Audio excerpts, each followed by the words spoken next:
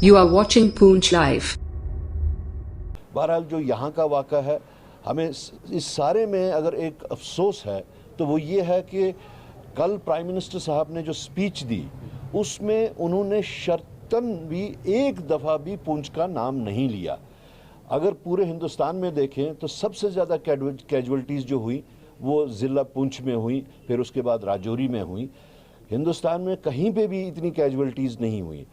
कहने को बेचने को तो प्राइम मिनिस्टर साहब ने पूरी दुनिया में बेच दिया कि साहब सिविलियन किलिंग्स की, लेकिन कहाँ हुई सिविलियन किलिंग्स उसका नाम तक नहीं आपने लिया। ये बहुत ही अफसोस की बात है। ये सबसे पहले तो ये जो अनफॉर्चुनेट हैपनिंग हुई है, दिस इज़ हाईली कंडेमनेबल कि जिस तरीके से पाकिस्तान की तरफ से आबादी वाले इलाकों में जो शेलिंग हुई है, दिस इज़ हाईली कंडेमनेबल। हमने भी वॉर्स देखी हैं, 65 की वॉर, 62 की देखी, 65 की देखी, 71 की देखी, अभी तक सारी देखी। लेकिन इस तरीके से आबादी वाले इलाकों में, शहरी इलाकों में कभी भी इस तरीके से शेलिंग नहीं होती थी। और एक तो वो एक्ट ही कंडेमनेबल है, दूसरा ये अनफॉर्चुनेट हुआ कि इस शेलिंग से जान और माल हर चीज़ का नुकसान जो हुआ उसका बहुत ही अफसोस है। हम पार्टी की तरफ से, पार्टी के बाकी हमारे जो लीडर्स हैं उनकी तरफ सबकी तरफ से इस अफसोसनाक, इस इबरतनाक वाक़े के लिए लोगों के साथ में अपनी सॉलिडारिटी दिखाने के लिए आए हैं, उनसे हमदर्दी करने के लिए आए हैं, उनसे ताज़ियत करने के लिए आए हैं। And we are reaching people across lines, चाहे वो पॉलिटिकल लाइंस हो, रिलीजियस लाइंस हो, we are meeting people across those lines. Because जिस दिन पहलगाम का वाक़ा हुआ उसी दिन राहुल गांधी जी ने कहा था कि ये इस वक्त का जो वाक़ा है, we don't want to politicize it. हम इसमें सरकार के साथ हैं, हम नेशन के साथ हैं, लेकिन हम इसके ऊपर सियासत नहीं करेंगे। बहरहाल जो यहाँ का वाक़ा है, हमें इस सारे में अगर एक अफसोस है तो वो ये है कि कल प्राइम मिनिस्टर साहब ने जो स्पीच दी उसमें उन्होंने शर्तन भी एक दफ़ा भी पूंछ का नाम नहीं लिया। अगर पूरे हिंदुस्तान में देखें तो सबसे ज़्यादा कैजुअल्टीज़ जो हुई वो ज़िला पूंछ में हुई, फिर उसके बाद राजौरी में हुई। हिंदुस्तान में कहीं पे भी इतनी कैजुअल्टीज़ नहीं हुई। कहने को बेचने को तो प्राइम मिनिस्टर साहब ने पूरी दुनिया में बेच दिया कि साहब सिविलियन किलिंग्स की, लेकिन कहाँ हुई सिविलियन किलिंग्स उसका नाम तक नहीं आपने लिया। ये बहुत ही अफसोस की बात है कि वो खुद इस चीज़ को जो पॉलिटिसाइज कर रहे हैं, अभी भी शायद वो इसके एवज में वोट बटोरने के वास्ते सोच रहे हैं। बहरहाल we don't want to politicize it. There are many questions, और पहले ही क्वेश्चंस अभी जो थे अभी हमने रेज नहीं किए थे पहलगाम वाले।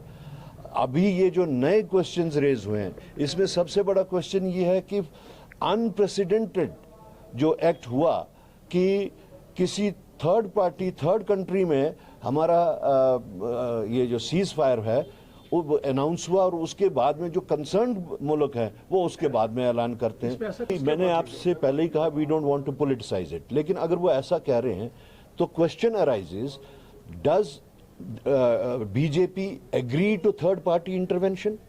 आप कान ऐसे पकड़िए या उलट के पकड़िए, बात तो थर्ड पार्टी इंटरवेंशन पे ही आती है ना। घूम फिर के बात ट्रंप पे आती है। बीजेपी कह दे कि यस हम थर्ड पार्टी इंटरवेंशन एक्सेप्ट करते हैं, तब अलग बात है। लेकिन आज तक कांग्रेस ने कभी भी थर्ड पार्टी इंटरवेंशन का नहीं माना। हम आज क्यों मिसेस इंदिरा गांधी के फोटो, उनकी वीडियोस, उनका नाम इस तरह सर्कुलेट हो रहा है? बिकॉज उस वक्त इसी अमेरिका को 71 के वॉर में, 72 में इसी अमेरिका को मिसेस गांधी ने इनकार किया डिक्टेशन उनके लेने से, और पाकिस्तान और बांग्लादेश का उसके बाद में वजूद आया। देखिए वो तो स्टेटेड स्टैंड है पूरे यूनियन का, पूरे नेशन का वो स्टेटेड स्टैंड है। लेकिन जिस तरीके से इस बार का सीज फायर हुआ है उस तरीके से तो बिल्कुल साफ लगता है कि थर्ड पार्टी इंटरवेंशन हुई है, उन्होंने अमेरिका का डिक्टेशन लिया है। यही सिचुएशन 72 के वॉर में बांग्लादेश जिस वक्त क्रिएट हुआ उस वक्त मिसेस गांधी के सामने थी, उन्होंने तो वो प्रेशर के अंडर नहीं आई, उन्होंने तो किसी का डिक्टेशन, थर्ड पार्टी इंटरवेंशन नहीं माना। उस वक्त भी उनके ऊपर जोर डाला गया था कि जंगबंदी हो, उन्होंने कहा नहीं, वो क्यों हीरो, हम क्यों उसको हीरो बनाएं, हम तो खुद जीरो बन रहे हैं, हमारा प्राइम मिनिस्टर जीरो बन गया, आप हीरो को छोड़ दीजिए, आप घर में अपनी खबर लीजिए कि आप घर में क्या कर रहे हैं। आपने तो हिंदुस्तान की नाक कटवा दी। आप एक साइड से कहते हैं कि 20 मुल्क हमारे साथ हैं, तो दूसरी साइड से आप इंटरवेंशन एक्सेप्ट कर रहे हैं।